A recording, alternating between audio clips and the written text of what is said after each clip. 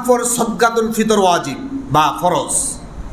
উলামায়ে আহনাফ বলছেন ঈদের চাঁদ উঠার পর থেকে, অর্থাৎ শাওয়ালের চাঁদ উঠার পর থেকে ঈদের সালাত আদায় করা পর্যন্ত কেউ যদি মালিকে নিসাব হয়ে যায় তার উপর সদকাতুল ফিতর ওয়াজিব।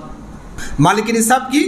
7.5 ভরি স্বর্ণ অথবা 52 ভরি রৌপ্য অথবা এর সমপরিমাণ সম্পদের মালিক যদি চাঁদ উঠার পর থেকে ঈদের জামাত পর্যন্ত এর ভিতরে সে যদি মালিকানা থাকে তাহলে তার উপর সদকাতুল ফিতর ওয়াজিব।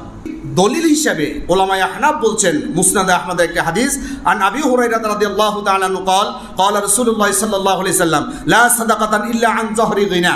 অর্থাৎ নবীজি সাল্লাল্লাহু আলাইহি সাল্লাম বলছেন লা সাদাকাতান, তার কোনো সদকা নাই, ইল্লা আন যহরি গিনা, যার কোনো সম্পদ নাই।